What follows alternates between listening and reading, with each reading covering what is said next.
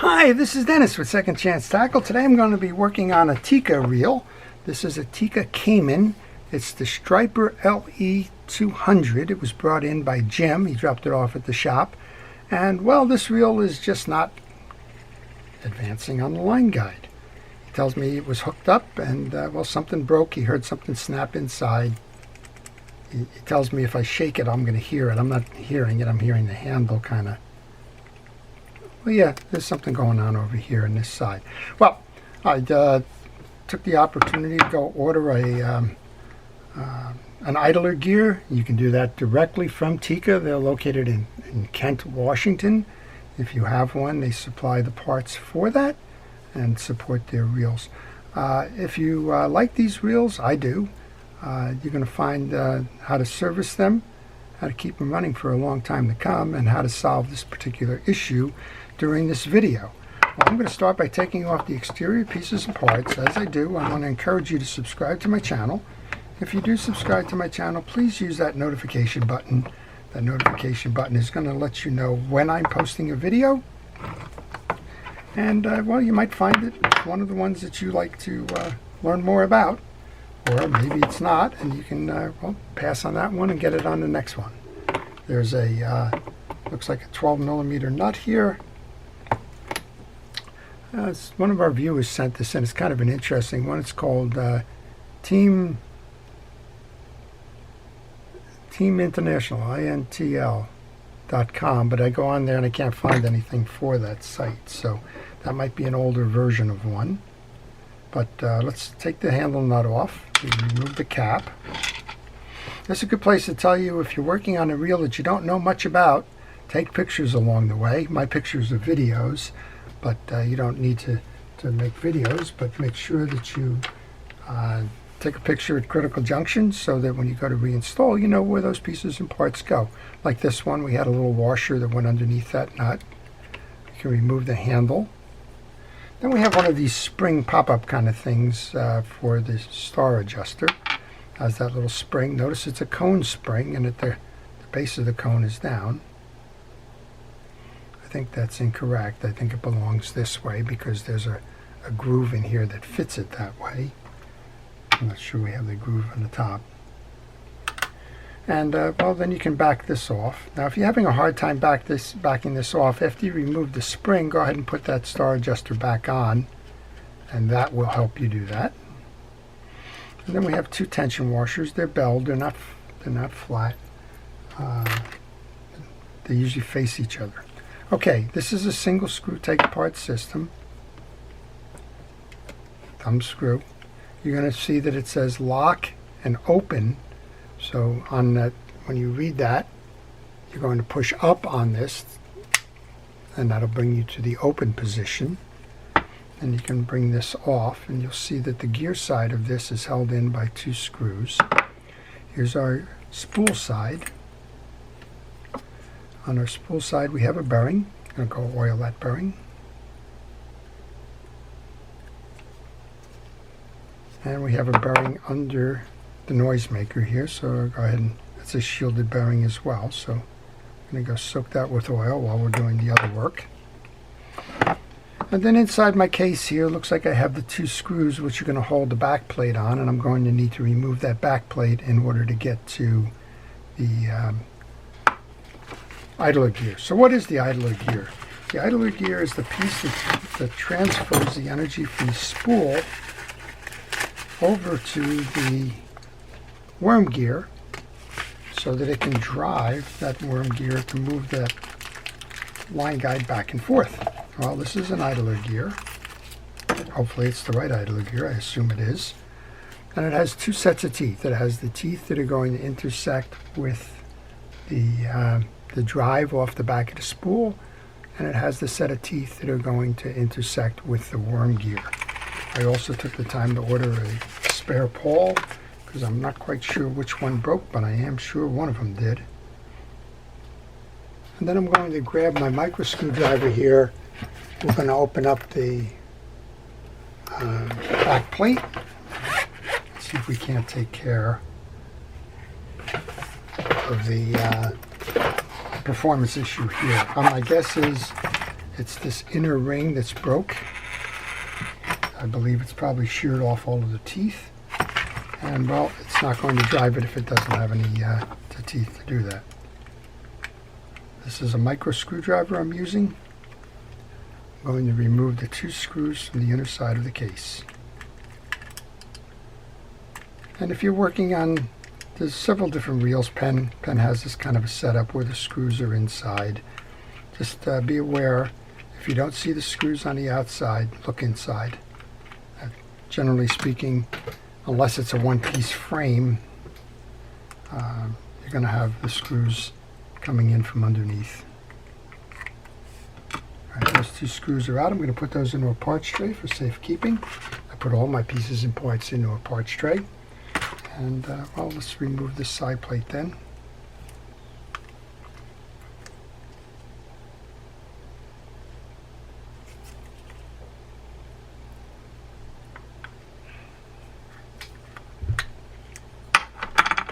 Now you can see on the outer rim, those teeth are fine.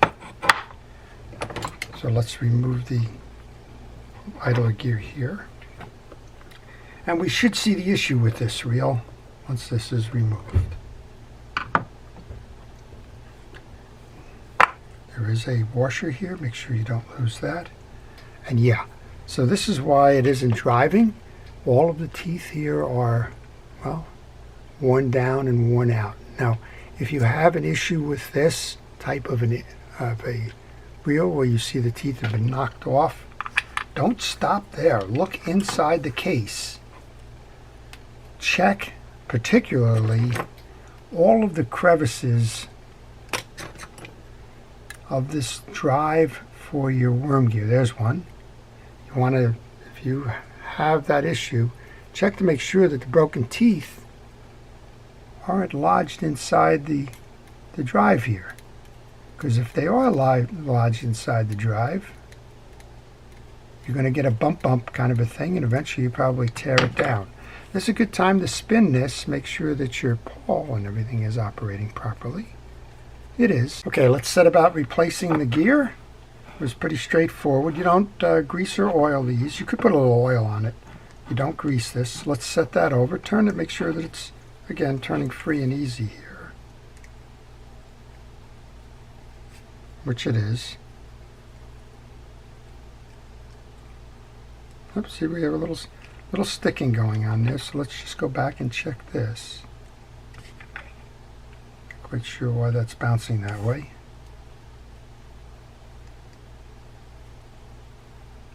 I'm thinking we may have a damaged pawl.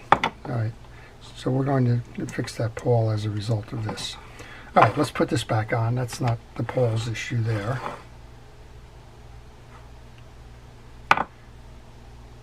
Gear goes on. Washer goes on, screw goes in.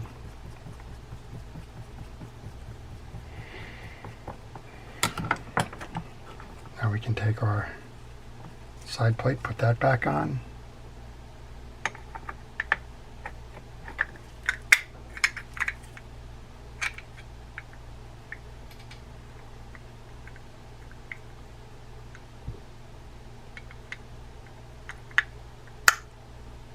Sounds like the way it should be. Now we have our 2 big screws, and me and these screws, well, we don't play well together. I'm going to try a little bit of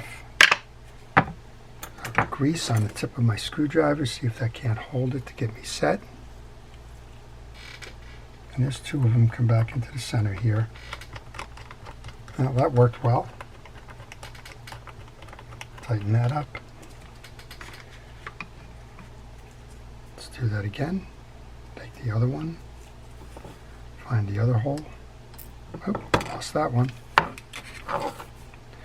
Patience is key here. I was told very early on when I was starting this whole thing, you need 2 things. You need a sense of humor and patience. The rest will come. I think that's held true all the time I've been doing these. Okay, let's get that pawl out of there then. My guess is that there's a damaged wing on the pawl, which is why I went ahead and ordered that. Generally speaking, when you You remove that cap and just do a light tap on it, you can get that pawl out. Let's grab a new one. Just going to slide this back and check the track. The track looks okay. I use my micro pliers because my fingers are too big to put this thing in easily.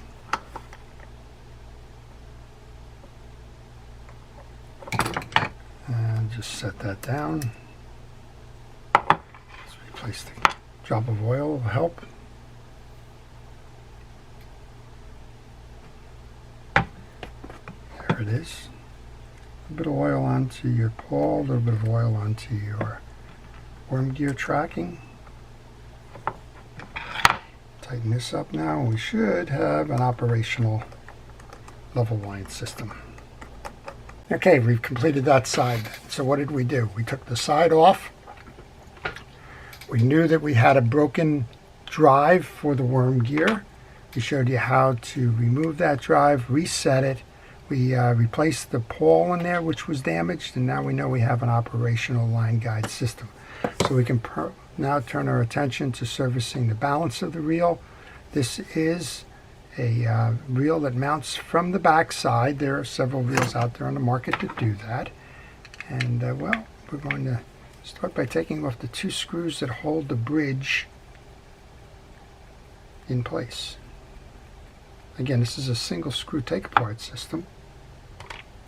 And well, there's 2 screws here that you need to pay attention to. They're holding the bridge on. Let's remove these. And again, take pictures. This is probably going to show you the first look you're going to have at the inside of the reel, so know what the balance of the reel looks like here. With those 2 screws removed, you can remove the case by pulling up and out. And this is important to me. I almost lost a yoke screw there. And this is a pretty straightforward design. It is a design that you see on a lot of reels. It has the yoke and main gear. This is your spring assembly. I don't believe that that's a bearing in there, but we're going to put a little bit of oil in here just in case. There's a shim washer that came off the top bearing here. So let's go oil that bearing while we're at it. I'll put the shim washer right back on. I'm sure I'm going to knock it off. But let's take a moment here. You can see that the reel is totally dry and devoid of grease. So that's part of the service. You want to make sure that you check everything out, and we'll take care of it. When you remove your pinion gear, you'll notice that there are slants or ramps on the yoke. Those face inward. You'll notice that there's a slot on the pinion gear that faces in. That's going to intersect with the rod on this spool and enable you to turn your spool. I want to check on your pinion gear. Again, these are totally greaseless, so that's an issue with performance here. The main cause of the issue was that they got hung up. Let's use some fishing reel grease to restore the lubrication to the pinion gear. A little bit of that. A little onto the collar here. Find your ramps. The ramps face inward.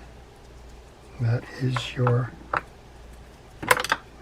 lubrication of your pinion gear and yoke.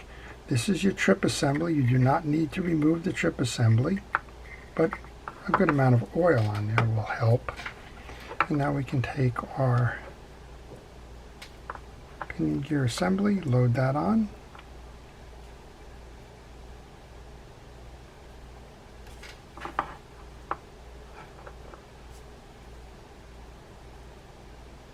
And this needs to come up.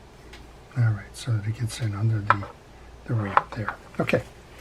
This little red tag, in case you're wondering about it, is actually where you line up your install later. On the back end of the gear, we want to just check to make sure that the drag washers are in good condition. These appear to be some kind of a Carbon-Tex washer. Carbon-Tex washers, the lubrication is optional. You want to check to make sure that the washers are in good condition. These have a little bit of oil on it. Oil is okay. You don't want to over lube drag washers. They'll only press out. Right. This is a 6-washer system. It has 2 of the metal keyed washers, 1 of the eared washer. That's a keyed washer. I'm going to wipe off the excess. I'm actually going to take the time now to grease the main gear and put it back on the stack before I go install the remaining drag washers. I use an artist's brush and I'm using Penn Precision Wheel Grease here. I'll just load that in. Make sure that it is seated all the way. And in this case we have a stem washer that merges into the 2 holes in the main gear. These. So you need to align that. Probably easier if you just take that out.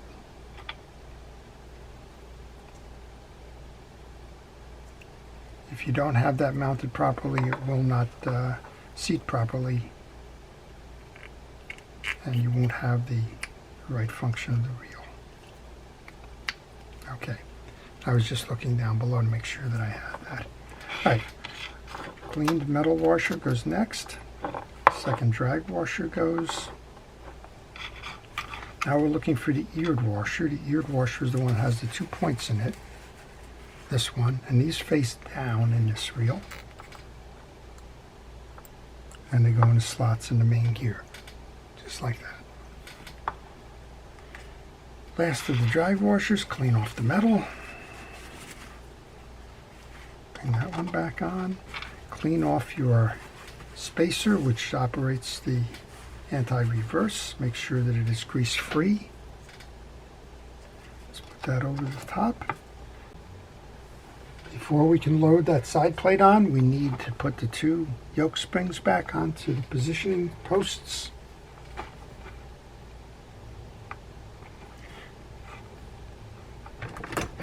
We can give it one more visual check just to make sure everything looks the way it should.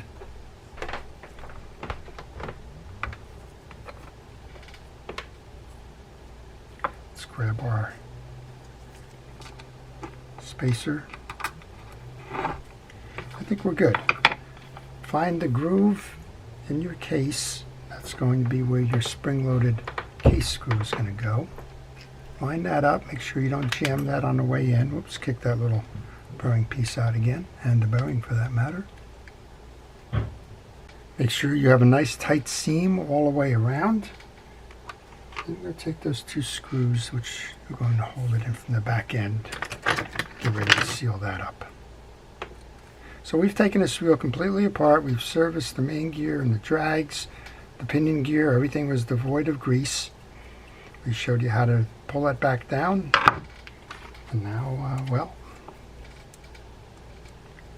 let's put the side plate screws in.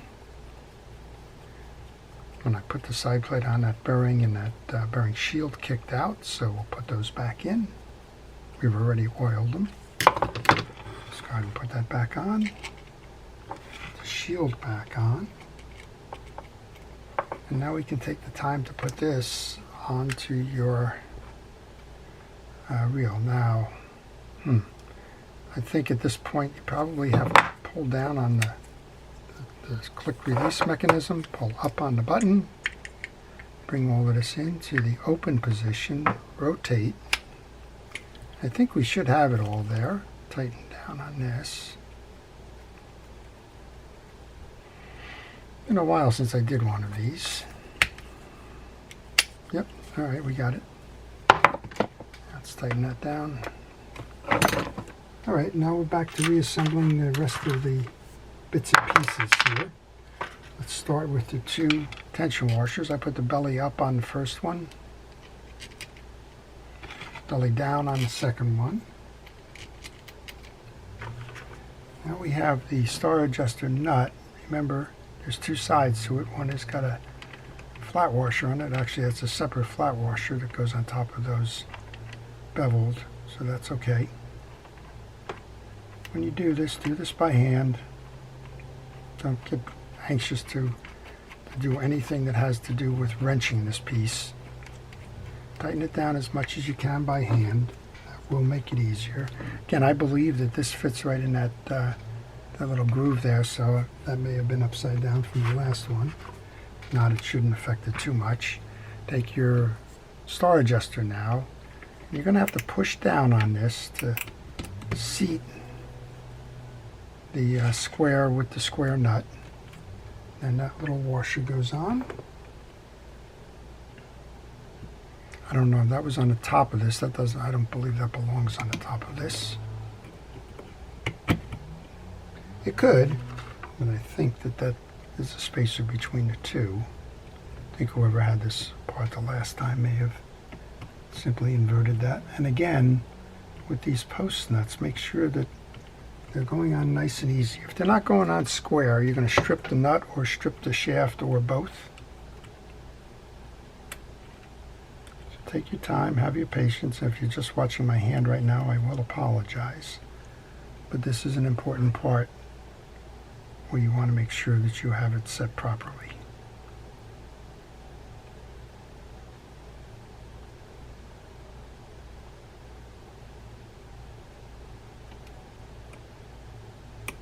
There we go. Sometimes you can hear that click when that thing falls in its track if you reverse that nut, which is what I was doing there. Okay, back to my tool that we started with. Tighten that down. Tighten your adjuster down now, just so that you don't trap the handle while you're adjusting your piece, nut cap. Let's see where we are with that. Almost a perfect alignment. Just missed. Slightest just missed.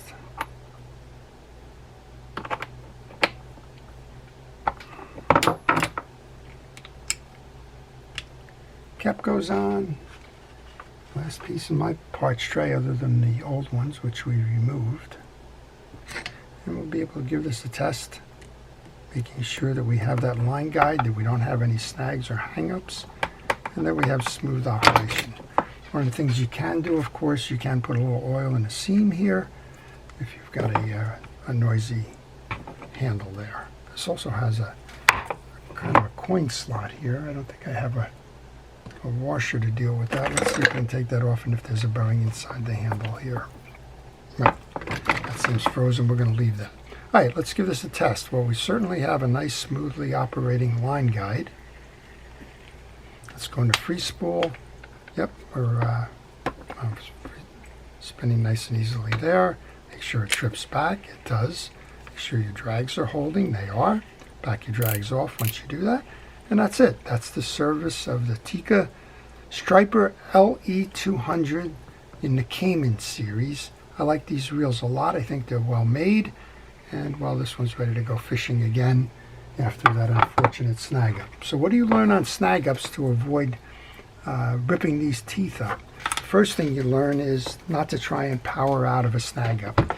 If you have a rod handle, a knife handle, a sheath, something, when you're in that snag up, grab the line ahead of your line guide, wrap it around, whatever it is that's convenient to you, and use this as your lever to break free.